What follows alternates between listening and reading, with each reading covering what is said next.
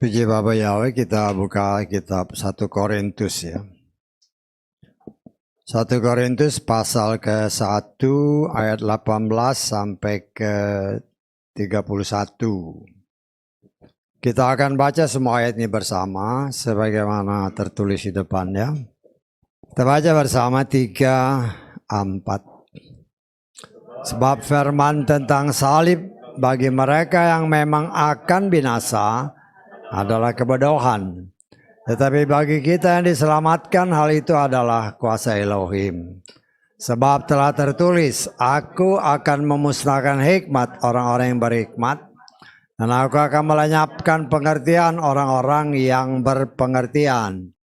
Di manakah orang yang berhikmat? Di manakah ahli kitab? Di manakah ahli debat zaman ini? Bukankah Elohim telah membuat bodoh hikmat dunia ini?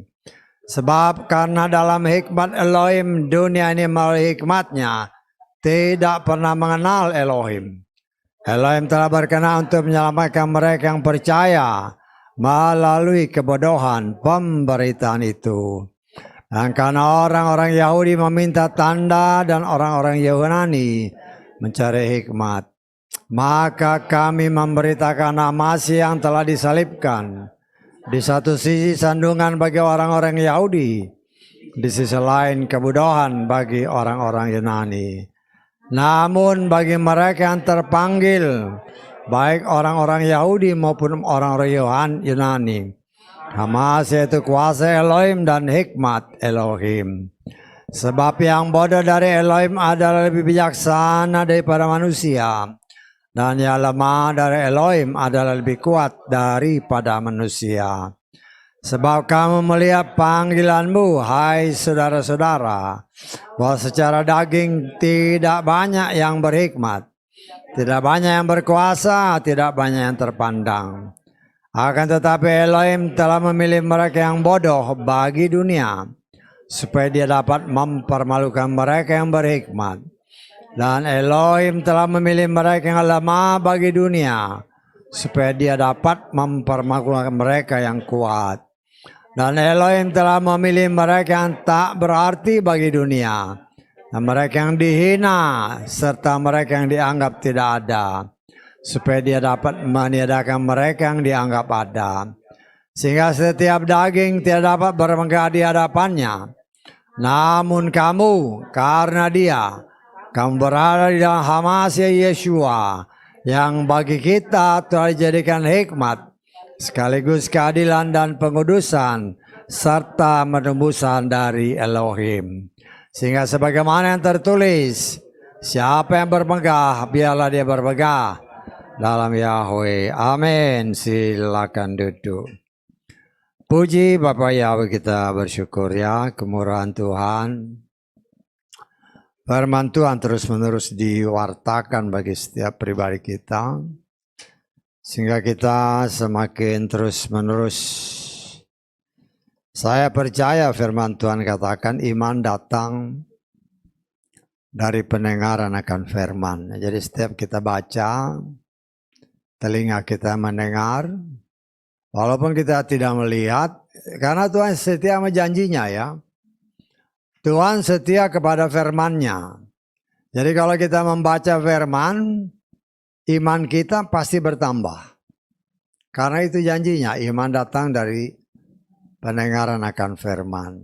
Ya. Dan kita mengucap syukur ya. Karena ketika kita membaca sebagaimana tertulis ya. Dalam kitab Wahyu pasal 1 dinyatakan berbahagialah ya, kadang-kadang diterjemahkan dengan diberkatilah orang yang membacakan, orang yang mendengarkan, dan orang yang memeliharanya ya. Karena itu ketika kita membaca, ketika kita mendengar, maka yang tertulis itu terjadi dalam hidup kita. Entahkah itu yang dinamakan diberkatilah, ataukah itu yang dinamakan Berbahagialah. Ya kita lihat ya. Wahyu pasal 1 ayat ketiga. Wahyu pasal 1 ayat 3. Wahyu pasal 1 ayat 3. Berbahagialah siapa? Perhatikan. Pertama yang membaca. Siapa yang mendengarkan perkataan nubuat ini dan yang memeliharanya. Yang telah tertulis dalam waktunya sebab waktunya sudah dekat. Ya. Di sini kan dikatakan, coba naik kali ke atas. Berbahagialah. Ya. Kita lihat terjemahan bahasa Inggrisnya coba. Kita lihat terjemahan bahasa Inggrisnya. Blessed. Blessed itu diberkati. Ya. Jadi diberkatilah atau dalam terjemahan kita berbahagialah. Saya lebih senang diberkati ya. Karena orang yang diberkati itu pasti berbahagia. Ya. Jadi ya kita mengucap syukur. Jadi apa yang tadi kita baca ya, baik dalam Roma pasal 10 ayat 17 maupun kitab Wahyu ini seringkali merupakan doa-doa pembukaan. Karena saya mengimani Tuhan itu dalam kitab Timotius, dia itu setia kepada firman-Nya. Jadi kalau kita melakukan firman-Nya, memperkatakannya, mendengarnya, ya, kita sadar atau tidak sadar iman kita pasti meningkat. Karena kita tidak tahu iman kita itu sudah sampai di mana. Hanya Tuhan yang tahu. Karena dia setia kepada firman-Nya, ketika kita melakukan apa yang tertulis itu, iman kita ditambah-tambah. Walaupun ya saya nggak tahu, saya pernah menghimbau saudara kan, bahkan setiap doa-doa pembukaan. Hampir dalam setiap doa pembukaan. Ketika Tuhan mengingatkan supaya Tuhan Roh Kudus yang ada di dalam kita menyempurnakan rangkaian ibadah. Ya, rangkaian ibadah artinya pujian penyembahan kita, doa-doa kita, pembacaan-pembacaan firman dan pelayanan-pelayanan. Tuhan sempurnakan dengan harapan. Dengan harapan kita memperoleh kasih karunia Tuhan. Dia berkenan mempercepat pertumbuhan iman kita sampai sempurna. Saya tanggap. Karena itu berkaitan dengan Roma 10 ayat 17 tadi. Karena iman itu anugerah ya. Iman itu anugerah. Dan Tuhan menghendaki iman kita mencapai sempurna. Tetapi dalam kenyataan walaupun waktunya kita tahu semakin mendekat. Ya banyak aja orang yang masih santai-santai. Ya. Nah, itu yang harus kita sangat berhati-hati. Karena ayat-ayat firman tadi yang kita baca, ya, berdasarkan terjemahan Lukas 1 Korintus 1 ayat 18, sebab berita tentang salib bagi mereka yang memang akan binasa adalah kebodohan. Ya, berita tentang salib bagi mereka yang akan binasa itu kebodohan, ya. Tetapi bagi kita yang diselamatkan itu adalah kuasa Elohim. Artinya segala sesuatu itu sudah dikait-kaitkan oleh Tuhan karena firman itu memang saling berkaitan. Kita sudah belajar dari kitab Mazmur 139 dinyatakan bahwa segala sesuatu telah tertulis. Telah tertulis dan yang tertulis itu adalah rencana Tuhan yang indah bagi setiap pribadi kita. Ya, baik yang ditetapkan untuk diselamatkan ataupun yang ditetapkan untuk dibinasakan. Ya, banyak orang yang sulit menerima itu. Tetapi karena saya percaya bahwa Tuhan yang kita sembah yang bernama Yahweh di dalam Yeshua masih adalah Tuhan yang Maha Kuasa. Saya mengaminkan karena Yeshua sendiri ya dia melakukan segala sesuatu karena telah tertulis dalam kitab-Mu. Jadi semua kegiatan Yeshua kalau saudara lihat ya kita pelajari tentang Yeshua. Dia melakukan segala sesuatu itu sebagaimana tertulis. Karena itu ketika dia disalib sebelum dia mati, dia katakan sudah genap. Loh apa yang digenapi? Saya tanggap. Kan itu kelihatannya simple kan. Kan Yesus bilang sudah genap, terus dia menyerahkan nyawanya. Ya kita sebagai orang percaya bertanya, loh apa yang digenapi? Karena itu dikatakan oleh firman Tuhan, segala sesuatu yang telah tertulis tentang dia, setelah dia selesai melaksanakan tugas yang diberikan Bapa Yahweh kepada dia, sudah genap baru dia pergi. Setanggap. Nah kita ya itu kata-kata sebenarnya yang sangat dalam ya. Sangat dalam arti kata ya banyak hal yang kita bisa tafsirkan macam-macam kan. Kadang-kadang kalau kita sudah merasa, kan ada orang-orang yang sudah merasa, aduh capek nih. Hidup di dunia pulang aja. Pernah dengar itu? Capek aku pengen pulang aja. Ya itu kan perkataan. Tapi harus hati-hati dengan kata-kata. Karena kita semua ini sudah punya tugas-tugas. Walaupun kita tidak tahu ya. Tapi kita sudah diberikan, Tuhan sudah mengatur segala sesuatu. Sejak kita ada dalam kandungan ibu kita, sampai kita lahir ke muka bumi, sampai kita selesai, itu semua sudah tercatat. Karena berdasarkan Mazmur 139, ya kita lihat lagi ya. Mazmur 139 ayat keberapa tuh? Masih ingat gak? Saya seringkali mancing-mancing saudara kalau nanti kebetulan Tuhan pertemukan dengan jiwa-jiwa untuk ya mempercakapkan firman. Ada tertulis bukan tersirat. Saya tidak pernah mengajarkan saudara tersirat ya. Tertulis itu suatu kepastian dari Bapa Yahweh. Kalau tersirat itu ya pikiran manusia. Yang kebenarannya amat sangat diragukan. Ayat ke-16. Mazmur 139. Tapi terjemahan ILT ini agak ngawur ya. Coba kita lihat aja lah. Matamu sudah melihat selagi aku bakal anak dan pada kitabmu akan ditulis. Saya nggak setuju dengan kata akan. Ya, coba kita lihat di dalam bahasa Inggrisnya. Dituliskan hari-hari yang akan bahasa Inggrisnya. Thine eyes did see my substance yet being unperfect. And in thy book all my members were written. Sudah ditulis. Coba terjemahan Elahi. Kita lihat Elahi ya. Matamu melihat selagi aku bakal anak dan dalam kitabmu semuanya tertulis. Jadi siapapun ya kalau ada orang dari yang menerjemahkan ini ya. Kalau terjemahkan itu hati-hati. Ya, akan ditulis sama sudah tertulis itu beda. Dan itu mempengaruhi orang karena ya apa yang kita baca itu mempengaruhi iman kita. Kan iman datang dari pendengaran. Kalau salah terjemahan, salah imannya.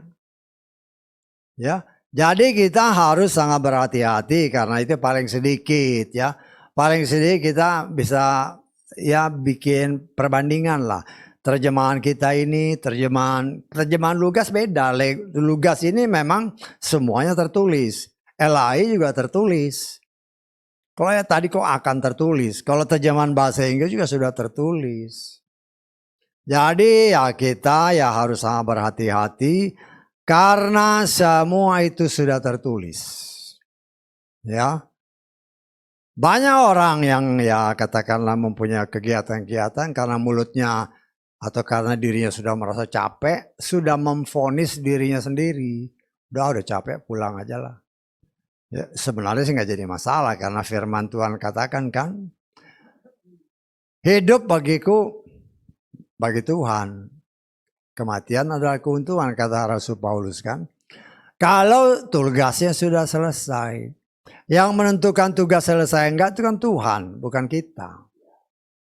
Ya karena itu saudara harus perhatikan ya apa yang Yesus katakan sudah genap, apa yang digenapi.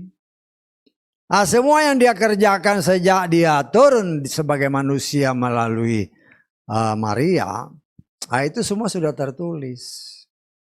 Karena itu ketika genap waktunya dia pergi melayani, ya Dia katakan, aku pergi untuk menyelamatkan domba-domba yang hilang dari orang-orang Israel.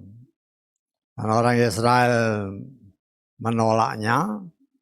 Akhirnya dikatakan ada domba-domba yang lain yang harus dia gembalakan, yaitu saudara dan saya.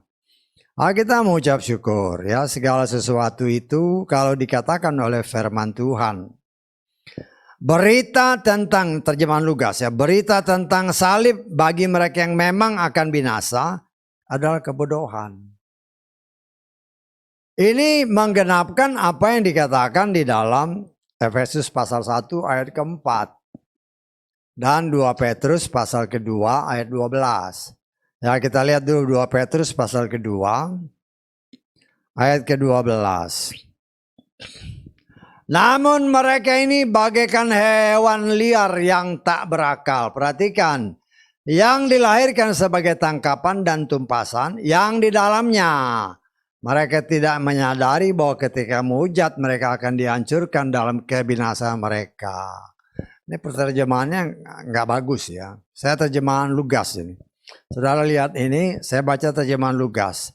Namun mereka ini bagaikan hewan liar yang tak berakal, yang lahir hanya untuk ditangkap dan dibunuh saja. Mereka tidak menyadari bahwa dengan menghujat, mereka akan dihancurkan hingga binasa. Kita lihat terjemahan LAI coba ya.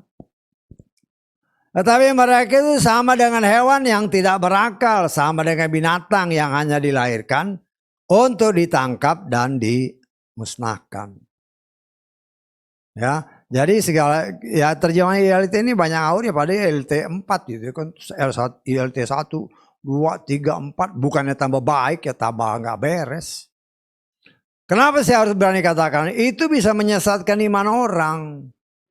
Dan biar orang yang menerjemah itu ya banyak berdoa lah supaya jangan menyesatkan banyak iman orang.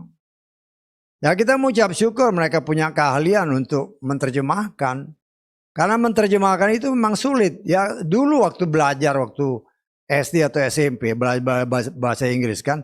Kalau baca cerita bahasa Inggris yang anak-anak mau SD SMP itu. Ya dulu apa SD atau SMP kita belajar kan. Ceritanya sih memang gampang. Bisa dia mengerti. Ya cerita bahasa Inggris pergi ke sekolah. Segini. Coba diterjemahkan. Ketika kita coba diterjemahkan baru ngerasa kesulitannya. Padahal kata-katanya simpel-simpel. Ketika kita mencoba menulis, apa yang kata-kata yang tepat. Jadi saya menyadari sulit memang menerjemah. Karena itu talenta untuk menerjemah itu talenta. Tapi jangan karena menerjemahkan itu engkau bisa menyesatkan banyak orang. Karena namanya kitab suci harusnya suci. Ya, dulu kan ya kita punya pikiran kan orang-orang yang menerjemah namanya kitab suci, oh hebat. Padahal ternyata banyak yang salah. Karena apa? Karena setan tahu kitab suci ini kalau ditulis dengan benar dan tidak salah, itu akan menambah iman orang yang membaca. Karena itu ya dari 12 murid ada aja setan masuk. Dari sekian banyak penerjemahnya ada aja setan yang masuk di situ. Untuk menyesatkan iman banyak orang. Ya. Dan apa yang ditulis dalam 2 Petrus pasal 2 ayat 12 tadi. Dengan ayat-ayat yang kita baca tadi. Ya. Pemberitaan tentang salib bagi orang yang akan dibinasakan. Itu kebodohan. Ya. Karena memang sudah ditetapkan untuk binasa. Loh kita tidak tahu. Tetapi Tuhan tahu siapa yang memang ditetapkan untuk diselamatkan. Ditetapkan untuk dibinasakan, kita nggak tahu. Jadi kita tidak bisa menghakimi. Ya. Tetapi Tuhan tahu, dia sudah atur orang ini ya mendengar berita salib, ya salib itu apa sih kan gitu kan. Salib kalau saya boleh mendefinisikannya secara gampang lah. Saya bukan ahli bahasa, cuman yang ngerti-ngerti lah kalau namanya salib. Paling sedikit 2 garis yang saling bersilang dan tegak lurus. Bisa tanggap? Ini garis kan? 1 garis, ada 2 garis ya, 1 garis, 1 garis. Tetapi karena definisi yang saya buat bukan orang buat. Saya nggak pernah baca definisinya. Menurut saya salib itu 2 garis, 1 garis, ya, bertemu di 1 titik dan tegak lurus. Jadi 1 begini tegak lurus. Ini kan tegak lurus, ya. Jadi ada 1 pertemuan titik. Dan ini sebenarnya kalau saya boleh menerjemahkan dari firman Tuhan, ketika para murid, ada orang-orang Israel bertanya kepada Yeshua, apa hukum yang utama? Dikatakan oleh firman Tuhan, mengasihi Bapa Yahweh dengan sepenuh kekuatan kita dan sesama manusia. Garis yang lurus ke atas merupakan hubungan kasih antara Bapa Yahweh dengan kita atau kita dengan Bapa Yahweh. Tetapi garis yang vertikal, yang horizontal adalah mengasihi sesama manusia. Ya. Dan itu karena salib tidak boleh berdiri sendiri. Karena ada kepercayaan-kepercayaan, oh saya mengasihi Tuhan, tetapi membenci orang. Bukan salib itu. Bisa tanggap? Ya kalau tadi karena kesakian tadi perhatian ya. Hati-hati. Ya, kadang-kadang kan kita ya boleh aja kita berdefinisi seperti itu. Saya harapkan memang mungkin ya, memang terang dan gelap itu, gelap dan terang itu memang tidak bisa bersatu. Tetapi kan itu bisa aja pikiran kita sendiri. Karena orang yang dianggap gelap, belum tentu dia tuh masuk neraka. Bisa tanggap saya? Karena kita tidak tahu akhir hidupnya. Seperti yang berkali-kali diingatkan. 2 orang yang disalib di kiri kanan Yeshua, orang menganggap itu 2 atau bahkan 3-3-nya menurut mereka masuk neraka karena disalib kan. Tetapi seorang yang ada di sebelah Yeshua, dikatakan, Yeshua, kalau kau sudah masuk ke sana ingat aku ya. Yeshua bilang, sekarang juga kau sama aku di Taman Eden. Jadi hati-hati dalam kita menilai. Ya saya sih ngomong apa adanya supaya jangan kita, ada tertulis jangan kita menghakimi sebelum waktunya. Sebaiknya kita bergumul dan berdoa. Siapapun juga. Ya orang yang mungkin kita anggap dalam pandangan kita gelap ya doain aja. Karena Tuhan punya kuasa untuk memindahkan. Kan kemarin semalam kita belajar, dipindahkan dari gelap ke terang. Tetapi karena kita tahu, oh ini dia gelap, gak usah didoain. Loh, jangan menghakimi. Gak bisa, saya tidak pernah mengajarkan seperti itu. Kita harus hati-hati. Jangan-jangan, ya karena kita menghakimi, kan Tuhan bilang, firman Tuhan kata, jangan menghakimi sebelum waktunya. Artinya memang kita akan jadi hakim. Kalau setelah disempurnakan nanti kita jadi hakim. Tapi kalau belum waktunya kita sudah hakim, ya jangan-jangan kita nggak masuk. Jadi hati-hati ya, hati-hati ya. Karena orang yang memang sudah ditetapkan untuk dibinasakan, saya menafsirkan orang ini mempunyai hati jalanan. Mereka punya mata, tapi nggak lihat. Mereka punya telinga, tapi nggak mendengar. Firman Tuhan itu harus saling berkaitan. Karena iman itu datang dari pendengaran akan firman Tuhan. Kalau dia melihat, dia mendengar, tidak ada respon, tidak mungkin timbul iman. Ya semalam, ya kemarin kan kita belajar. Kalau tidak mungkin timbul iman, artinya tidak percaya kepada Tuhan. Genaplah apa yang dikatakan Tesalonika. Tidak semua orang memiliki iman. Ya, tidak semua orang boleh memiliki iman. Boleh orang beribadah, tapi belum tentu dia memiliki iman yang benar. Ada orang yang datang ibadah ya ada tujuan-tujuan tertentu. Ya kita, ya saya sih sebagai pelayan Tuhan hanya berbicara berdasarkan yang saya lihat dalam kacamata pribadi kita melihat. seringkali orang beribadah itu selain yang sungguh-sungguh, ada juga yang mempunyai motivasi-motivasi yang tidak benar.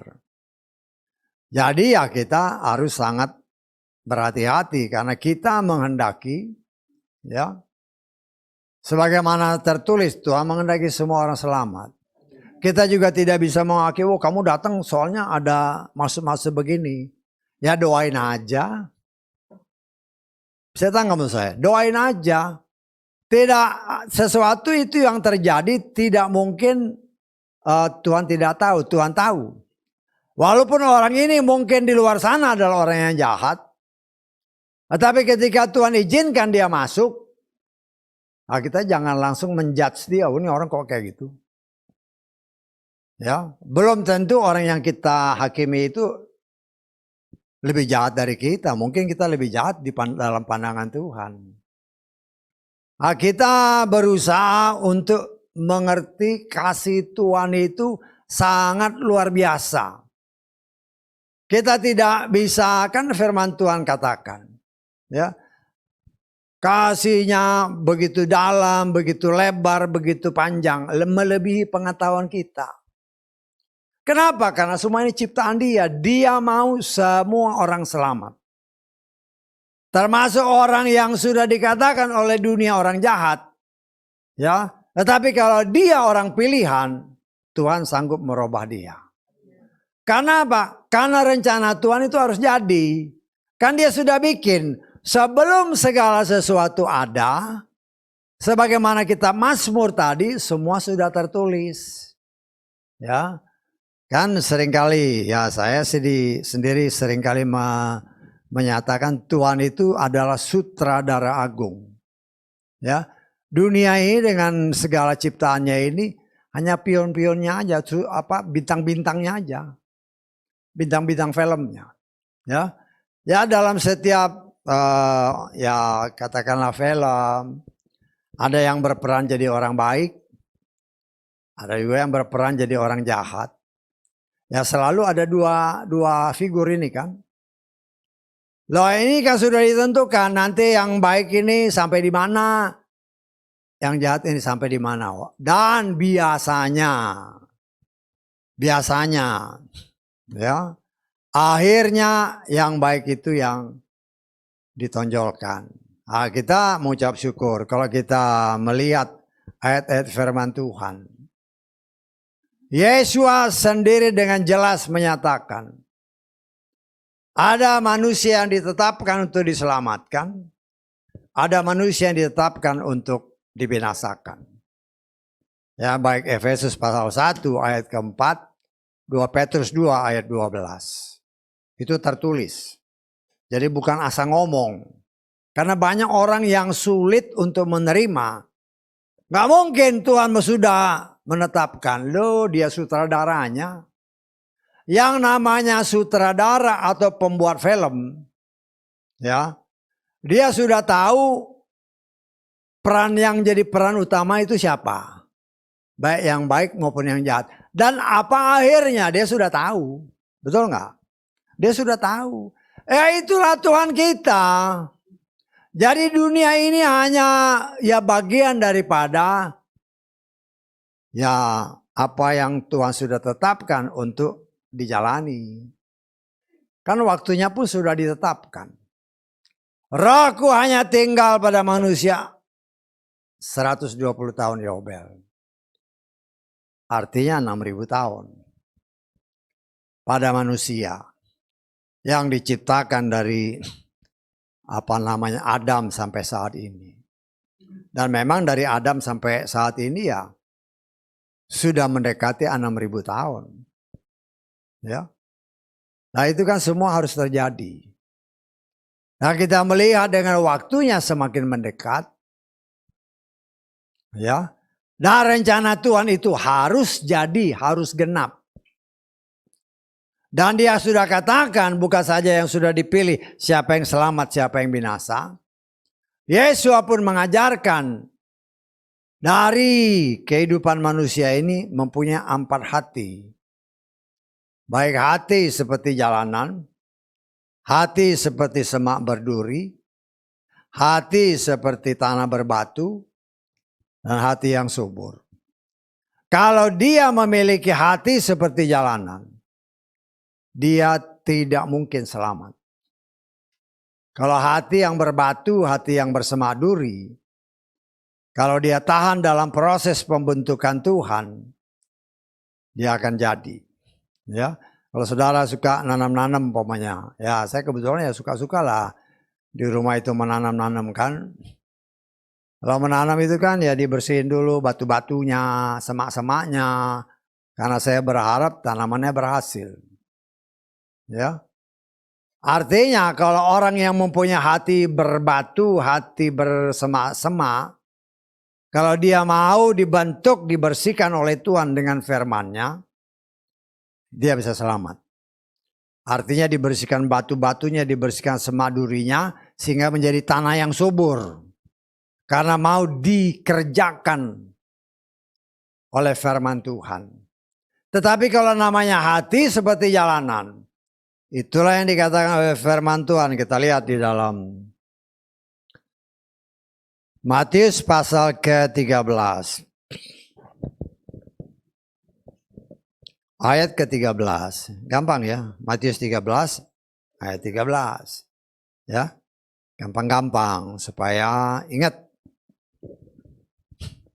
Sebab itu aku berbicara kepada mereka dalam perumpamaan. Karena dengan melihat mereka tidak melihat.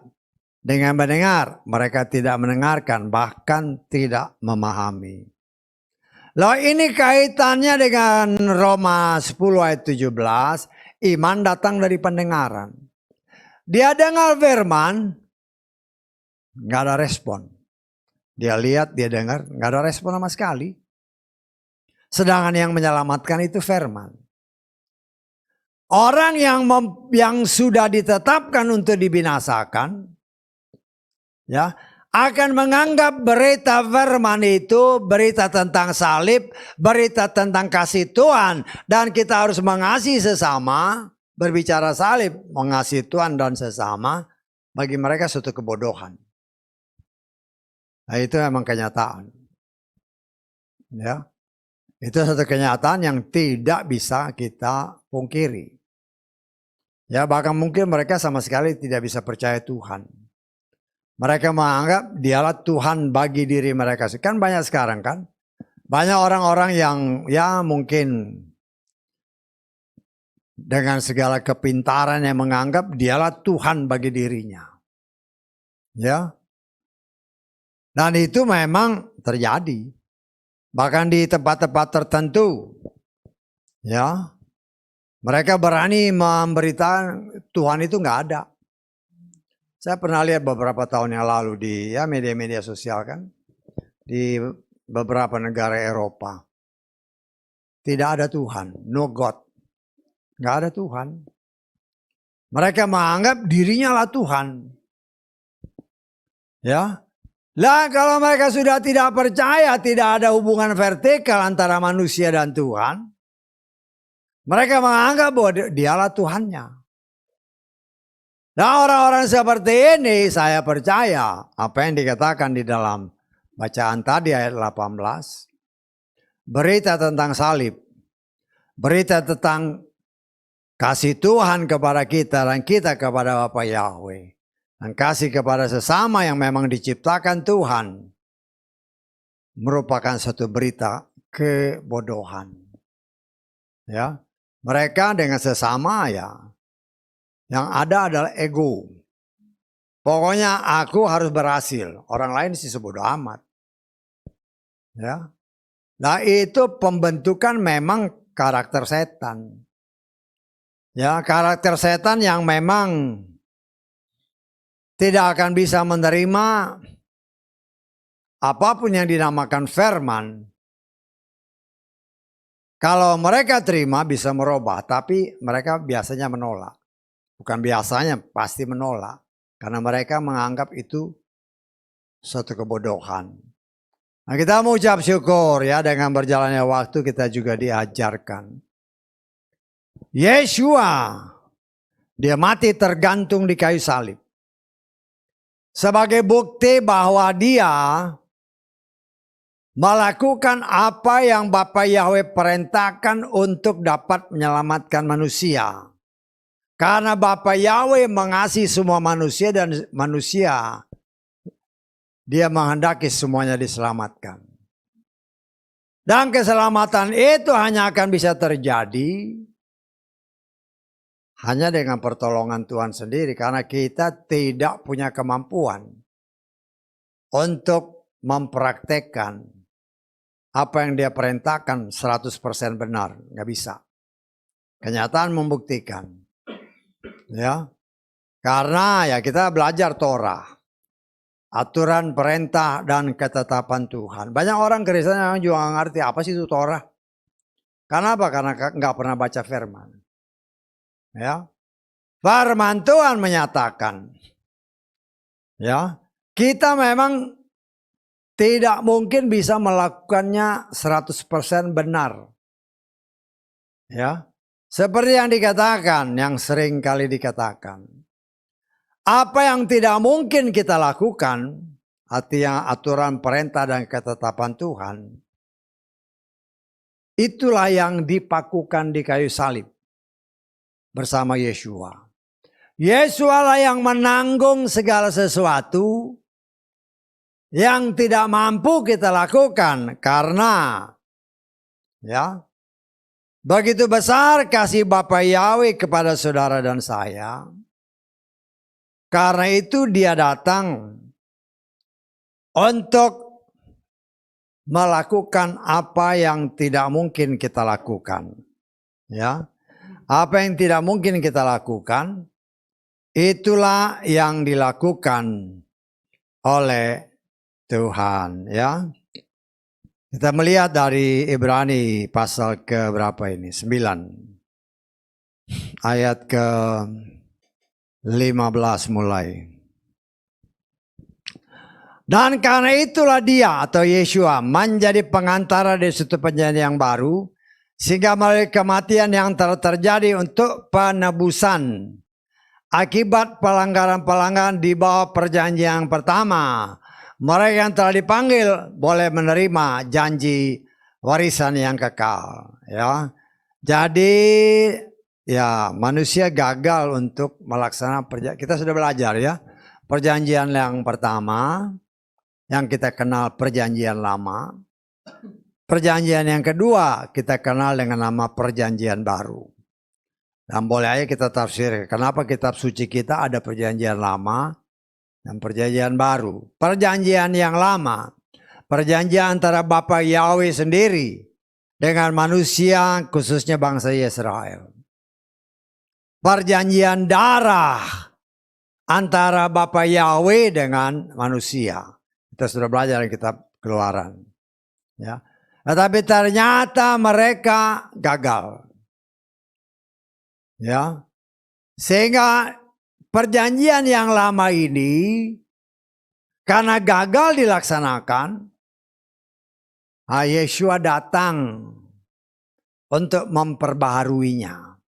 Tetapi berdasarkan ayat ini kita baca ayat 16. Sebab di mana ada wasiat, kematian orang yang membagi warisan itu harus dipastikan. Sebab sebuah wasiat adalah sah atas mereka yang meninggal. Karena selama orang yang membaginya masih hidup, hal itu tidak memiliki kekuatan. Kenapa Yeshua harus mati? Supaya juga menggenapkan ini. Ya, wasiat yang pertama, firman yang gagal dilaksanakan oleh bangsa Israel. Nah, untuk memperbaharuinya, ya Dia sebagai firman yang hidup, Torah yang hidup. Ya, Dia harus meninggal dulu, meninggalkan warisan, wasiat.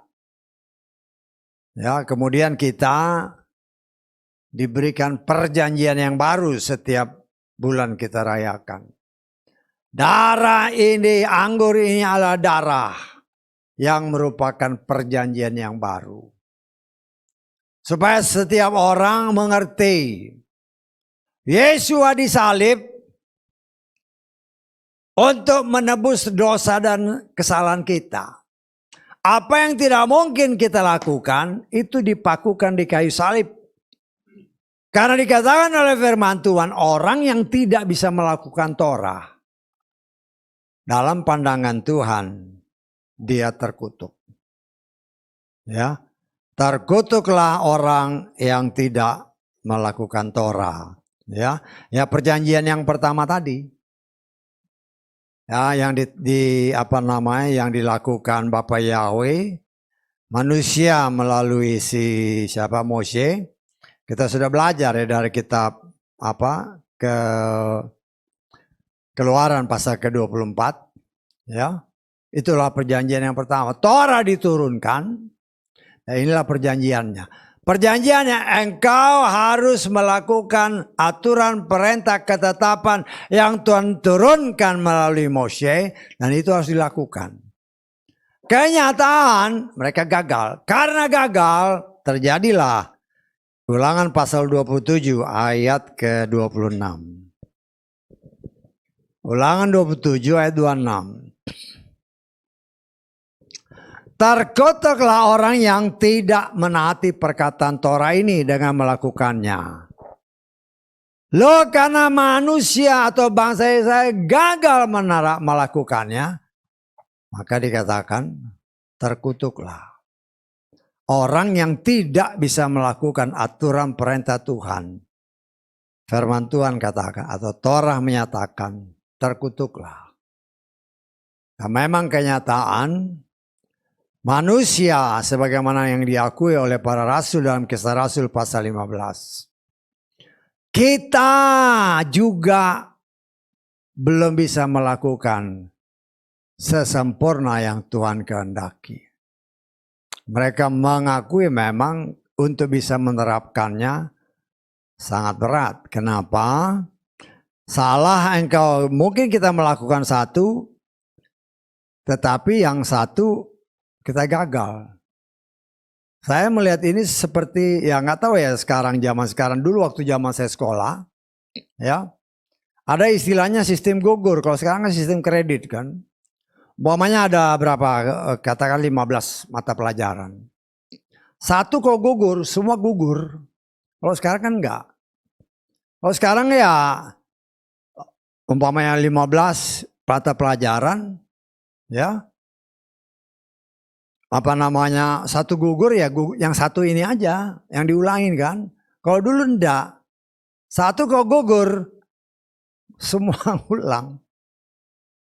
Istilahnya dulu sistem gugur. Kalau sekarang kan sistem kredit. Kalau yang udah lulus ya sudah, nggak perlu lagi diutak-utik. Ya, yang diulang ya yang gugur, yang salah aja, yang kurang, yang angkanya kurang. Ya. Lah inilah yang terjadi pada kitab Torah. Kita lihat dalam Yakobus pasal kedua ayat ke-10. Yakobus pasal 2 ayat 10. Sebab siapa saja yang ingin memelihara seluruh Torah tapi tersandung dalam salah satunya, dia telah bersalah terhadap semuanya. Inilah yang saya katakan sistem gugur. Ya, sekian 613 aturan, perintah, ketetapan. Satu aja kau salah, semuanya gugur. Berdasarkan ayat ini. Ya. Karena itu memang apa yang dikatakan oleh para rasul sulit untuk bisa melakukan semua. Loh, yang tidak bisa kita lakukan itulah yang diambil alih oleh Yeshua. Kutukan itu, karena itu dikatakan dalam kitab Galatia, terkutuklah orang yang tergantung di kayu salib. Ya, kita lihat Galatia pasal berapa? Pasal ketiga, pasal kedua kita lihat. Haleluya. Kita belajar sambil mengerti firman Tuhan. Semakin hari semakin lebih baik. Galatia pasal 3 ayat ke-13.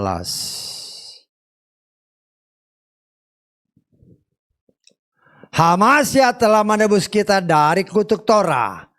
Dengan telah menjadi kutuk demi kita, sebab telah tertulis, terkutuklah setiap orang yang tergantung pada kayu salib.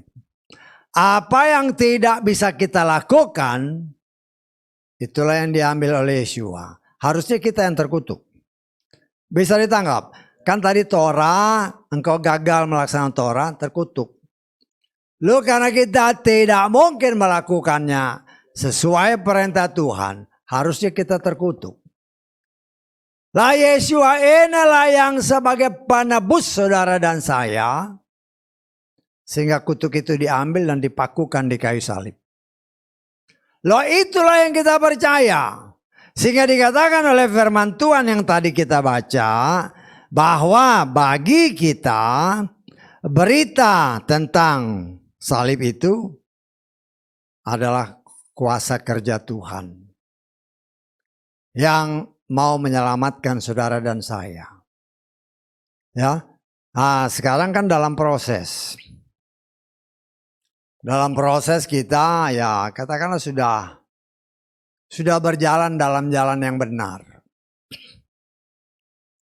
Tetapi masalahnya apakah kita setia?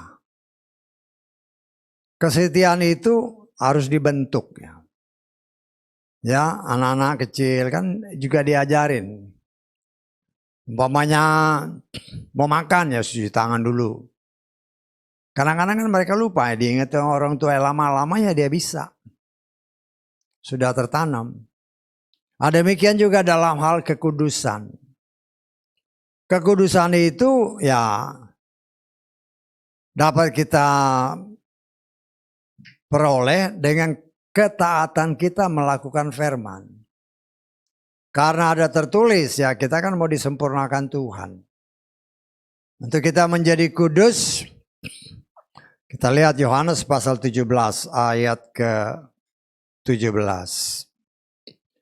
Yohanes 17 ayat 17. Kuduskanlah mereka dalam kebenaran-Mu. Firman-Mu adalah kebenaran. Untuk kita menjadi kudus. Karena tanpa kekudusan, ada lagu kan?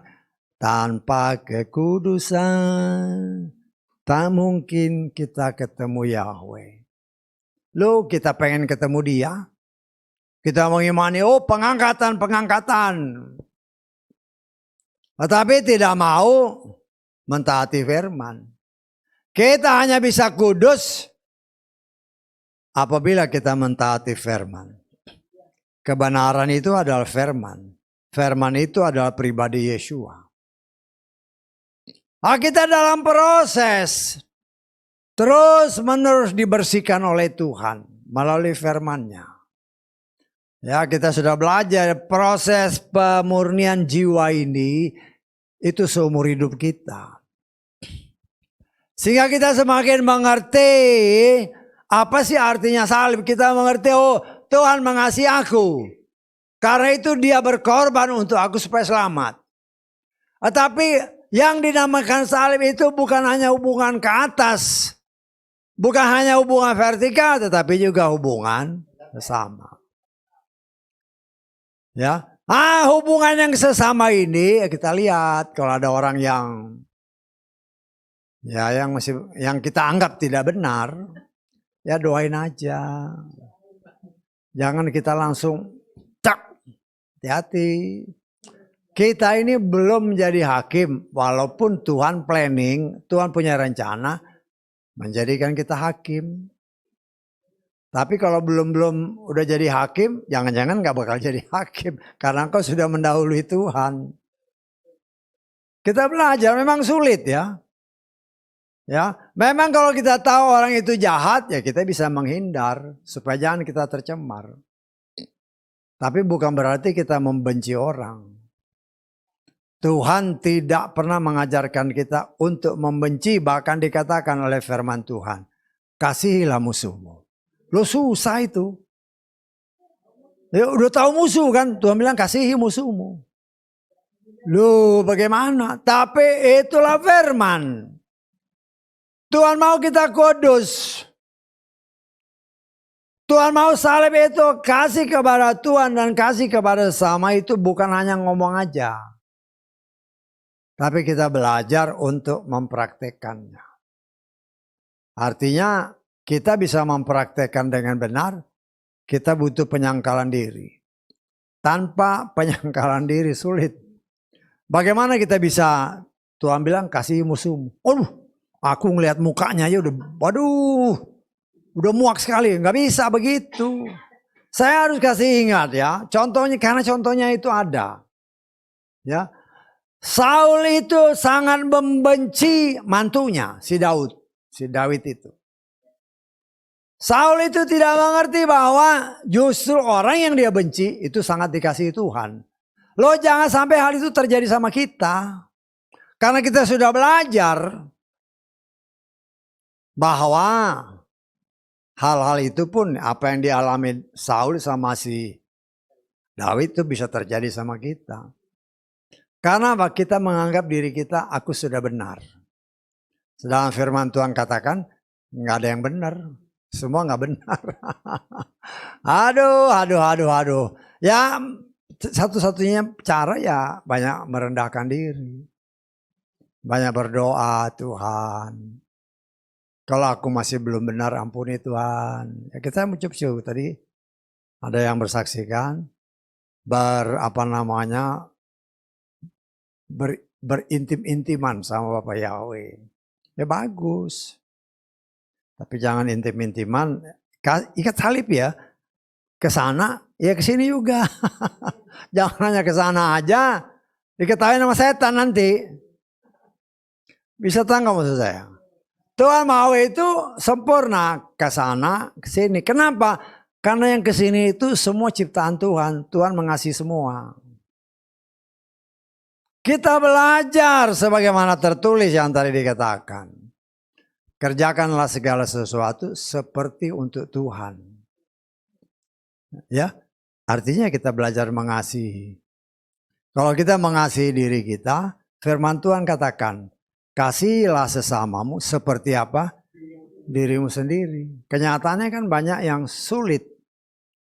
Kenapa? Karena indera kita ini mendeteksi hal-hal yang kita lihat negatif, ya sudah. Karena apa yang kita tangkap dengan indera kita bisa mempengaruhi hati. Kalau kita tidak menetralisir dengan firman, yang tertanam di dalam hati kebencian. Kalau kebencian yang tertanam, ya repot. Mau doain susah. Doain orang yang tadinya kita benci. Ya kita kan kita sama-sama belajar ya, saudara belajar, saya belajar. Memampukan kita dengan pertolongan Roh Kudus. Karena kita mengimani. Tuhan punya rencana untuk menyelamatkan saya. Dan menyelamatkan saudara. Karena kita imani itu kan. Betul nggak? Kalau nggak diimani kan nggak mungkin datang ibadah. Kenapa? Karena ibadah itu perintah Tuhan. Ya, banyak orang yang berbagai macam alasan nggak ibadah. Oh, aku sibuk. Ya sibuk. Nanti kalau udah dari rumah sakit. Banyak orang ingat Tuhan itu kalau di rumah sakit. Ya, nangis-nangis sama Tuhan. Loh, itu yang harus kita sangat hati-hati ya. Berkali-kali saya mengatakan di tempat ini. Ketika engkau dalam keadaan sehat, Tuhan panggil ibadah. Oh sibuk, akan Tuhan tahu aku sibuk. Ya iya, Tuhan tahu. Tuhan tahu kau sibuk. Tetapi ada tertulis beribadah kepada Tuhan yang hormat takut. Wah, aku di tempat kerja juga bisa ibadah. Lah, mantap pembelaan diri. Ya. Karena firman Tuhan menyatakan kita diciptakan oleh Tuhan itu untuk Dia. Tuhan ya kita memang kerja. Tetapi kayak tadi kesaksian tadi perhatikan nggak? Jangan sampai overload. Memang maksudnya membantu, tapi overload akhirnya kecapean sendiri. Siapa yang salah? Ya kita kan harus segala sesuatu ada takarannya. Ya. Kalau toh berlebihan yang ngomong sama Tuhan. Ya, belajar laporan sama Tuhan, aduh aku capek Tuhan, banyak banget. Ya. Kadang-kadang orang seperti itu kan, dikurangin pekerjaannya. Tuhan aku gak ada kerja lagi nih, wah. Ya itulah manusia. Tidak ada puasnya. Ya. Tetapi belajarlah Tuhan, jadilah kehendakmu. Saya tanggap. Jadi kalau ada pekerjaan yang bikin sibuk, Tuhan tolong aku. Karena ini kehendak-Mu, Dia pasti memberikan hikmat supaya kita dapat menyelesaikan dengan baik. Ya, nah, kita harus sangat berhati-hati karena di dalam menjalani tugas pekerjaan di muka bumi, apapun pekerjaan dunia, pekerjaan pelayanan, semua sudah ada takaran Tuhan. Nah, kita belajar untuk ya, semakin hari semakin lebih baik, semakin lebih sempurna. Ya, seorang katakanlah pegawai tidak mungkin diberikan pekerjaan oleh bosnya kalau dia tahu orang ini tidak punya keahlian untuk menangani. Karena seorang namanya punya perusahaan kan, dia mau ini kerjaan benar. Nah, kalau bosnya ini bijaksana, dia kasih loadnya ya pelan-pelan, ini gini, ini gini, ini gini. Ya karena pengalaman di pekerjaan juga kan. Saya kan kerja puluhan tahun, kalau saya mau suruh anak buah saya lihat dulu. Ya kasih kerjaan yang ringan, oh dia bisa, tambahin lagi, tambahin lagi, tambahin lagi. Baru dilepas. Setelah dilepas kita monitor. Ya karena kerjaannya kan banyak. Oh ditanya udah sampai di mana? Oh kita tahu kalau orang bohong tuh tahu. Pokoknya saya utus anak buah saya ke sana ya kerja ini. Terus kira-kira berapa jam saya cek gimana. Oh baru sini, loh ini ada sesuatu yang nggak beres. Lah begitu juga Tuhan. Kalau kita bekerja sungguh-sungguh, Tuhan juga sudah lihat. Oh ini boleh. Ya dalam kegiatan ibadah kan. Tadinya nggak bisa nyanyi. Totonya jadi song leader. Nah, itu bukan. Loh ya penting saya sodorin aja. Yang bagi saya nih. Bagi saya. Ketika orang baru datang. Saya akan tanya. Misalnya ini. Yang saya perlukan itu maunya. Bisa tanggap. Yang penting orang mau bisa diajar. Tetapi kalau dia nggak mau ya susah diajar. Nggak bisa. Kan ada. Mau nggak jadi ini? Nggak mau? Ya sudah jangan dipaksa. Tapi kalau mau. Loh apalagi dalam pelayanan. Cara Tuhan untuk mengajar. Ya. Dulu saya tahu ada yang tadi jadi song leader ini nyanyi juga miring-miring juga nih. Ya bukan berarti saya juga lebih pintar, cuman oh ini kelihatannya. Tapi yang penting mau. Kalau mau, apalagi melayani Tuhan kan. Lah Tuhanlah yang atur. Nah, saya kan berdoa Tuhan kita ini butuh pemain musik. Ya kan. Ya berdoa aja kapan munculnya kan. Saya nungguin cucu saya kalian selesai ibadah dia main HP lagi. Ya. Kan seperti itu kan. Saya bisa berdoa aja. Ya. Lah kita butuh song leader. Kalau lagi pada kerja semua loh bingung juga nih. Singers kita butuh. Lo kan kita juga butuh. I'm growing old kan. Ada yang mengganti. Tapi kan itu, apalagi dalam pemberitaan firman, saya tidak bisa memberikan asal kasih. Karena saya juga sebagai pelayan Tuhan harus menilai. Jangan sampai hanya untuk nongol, kemudian salah dalam memberitakan firman. Karena itu fatal. Karena itu untuk keselamatan manusia. Firman yang diberitakan ini kan harus sebagaimana tertulis. Bukan tersirat. Saya tidak pernah mengajarkan tersirat. Walaupun di luar sana, oh ini tersirat begini. Yang tersirat itu yang ada di otakmu. Yang membuat orang bisa ngaur.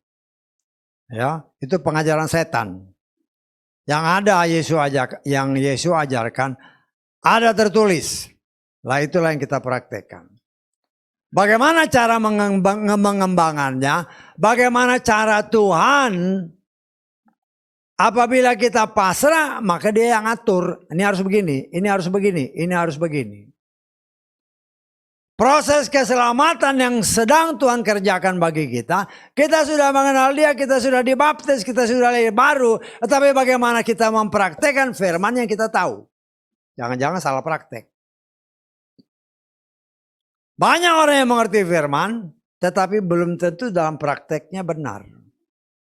Ya, kita kan bisa lihat, benar artinya sesuai dengan apa yang tertulis apa enggak. Bukan penilaian kita.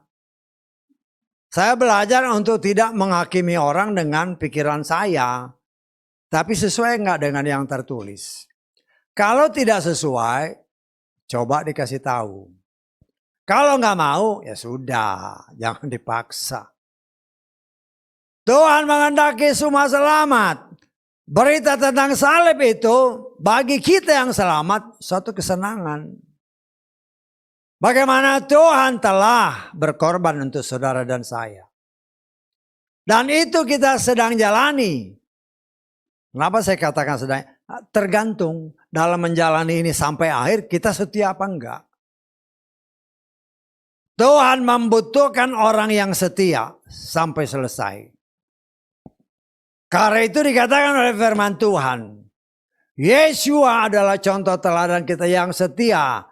Sampai mati, bahkan mati di kayu salib. Dan banyak para nabi, para rasul. Rela untuk berkorban. Genap apa yang dikatakan. Kehidupan adalah bagi Tuhan. Kalau mati adalah suatu keuntungan. Kalau memang sudah waktunya Tuhan. Nah, kita belajar dari pengalaman orang-orang kudus. Karena kita tahu bahwa apabila kita hidup bergaul dengan Tuhan, dengan firman ya. Maka firman itulah yang akan membersihkan kita. Firman itulah, kan tadi dalam Yohanes kan, firman itulah yang menguduskan kita. Apa yang seringkali didoakan, ya, contoh, firman itu membersihkan kita. Di mana ayatnya? Nah, itu kan harus lihat. Kita lihat Yohanes pasal 15 ayat 3. Ya. Terus kita lihat di situ. Kamu memang sudah bersih. Kenapa? Firman yang kukatakan. Jadi firman itu membersihkan. Firman itu membersihkan. Firman itu juga menguduskan. Ya, Yohanes tadi. Yohanes 17 ayat 17. Ya. Lah firman itu juga apa? Memurnikan kita. Ya. Mana lagi ayatnya? Kan gitu kan. Kita lihat di dalam 1 Petrus pasal 1 ayat ke-22. 1 Petrus 1 ayat 22. Setelah memurnikan jiwamu dalam ketaatan akan kebenaran. Kebenaran itu firman. Jadi firman itu satu tadi membersihkan, kedua menguduskan, ketiga memurnikan, keempat menyempurnakan. Dalam 2 Timotius. Ya, kita melihat sangat luar biasa pekerjaan firman. 2 Timotius pasal ke-3 ayat ke-17. Sehingga manusia Elohim yang diperlengkapi untuk setiap pekerjaan baik dapat menjadi sempurna. 4 tugas. Membersihkan, menguduskan, memurnikan, menyempurnakan. Firman itu dalam ayat ke-16 kita lihat. Mengajar kita. Mengajar, menyatakan kesalahan atau teguran, memperbaiki tingkah laku perbuatan kita, membawa kita kepada kebenaran. Itu firman, itu Yesua. Banyak orang yang tidak mengerti soal Yesua. Yesua itu firman Yahweh. Firman Yahweh itulah yang membersihkan kita, menguduskan kita, memurnikan kita, menyempurnakan kita. Tanpa kesempurnaan tidak mungkin kita ketemu Dia. Karena itu Yesua yang bertugas, firman itulah yang bertugas. Agar kita layak, kata firman Tuhan dalam kitab Wahyu pasal ke-22. Bertemu muka dengan muka. Wahyu 22 ayat ke-4. Ya, Wahyu 22 ayat keempat. Kita mengucap syukur semua karena kemurahan Bapa Yahweh. Dan mereka akan melihat wajahnya dan namanya ada pada dahi mereka. Nama Bapa Yahweh ada di dahi kita. Nah, ini yang kita rindukan.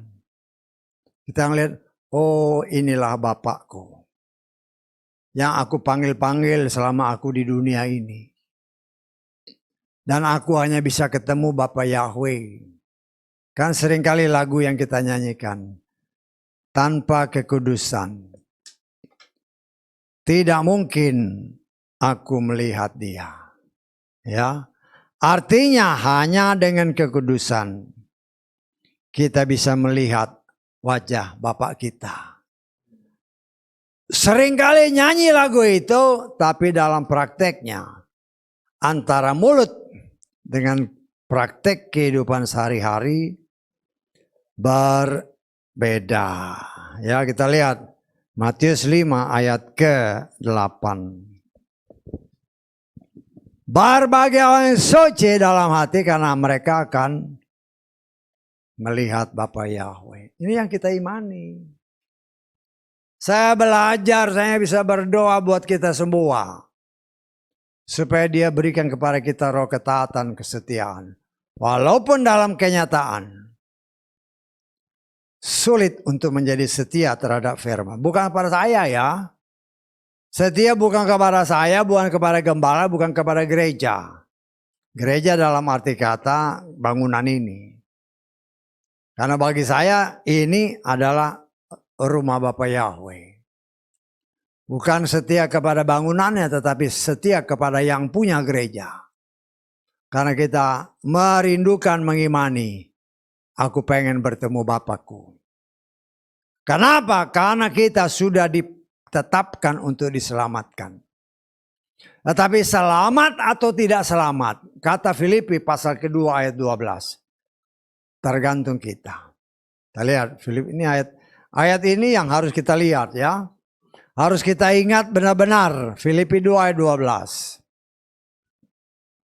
Maka dari itu hai kekasihku, sebagaimana kamu telah senantiasa taat, bukan hanya seperti dalam kehadiranku, tapi sekarang lebih jauh lagi dalam ketidakhadiranku. Perhatikan ayat selanjutnya. Kerjakanlah keselamatanmu sendiri dengan takut dan gentar. Artinya keselamatan itu urusan pribadi. Saya tidak bisa menyelamatkan saudara. Tidak bisa. Ya. Kita harus menyelamatkan diri kita sendiri karena ketaatan kepada firman. Tanpa ketaatan kepada firman, tidak mungkin kita melihat Bapa Yahweh. Karena itu berdoa, Tuhan berikanku hati yang taat, bukan saja mengerti firman, tetapi mempraktekkannya dengan benar. Kenapa? Aku pengen lihat Bapakku. Sebagaimana tertulis, baik dalam kitab Matius ini, maupun dalam kitab Wahyu pasal ke-22 tadi. Tidak ada yang mustahil, karena itu memang rencana Bapa untuk keselamatan kita. Tetapi itulah bentuk kasih Bapa. Kasih Bapa memberikan kepada kita kebebasan untuk memilih. Nah, saya percaya dengan pertolongan Roh Kudus, Dia mampukan kita untuk tak berjalan di dalam kebenarannya. Dengan taat setia, firman Tuhan katakan, taat dan gentar. Hari itu maju terus. Tantangan boleh datang, permasalahan boleh datang, andalkan Yahweh. Ya, setiap manusia seperti yang tadi beberapa kali dikatakan, lihat Yosua. Yosua itu karena Tuhan ada di depan. Walaupun dia ngelihat, tapi dia percaya Tuhannya yang senantiasa berjalan di bukanya, dan Tuhannya lah yang membuat dia berkemenangan. Dan itulah yang Tuhan kehendaki dalam setiap kita anak-anaknya. Haleluya. Amin.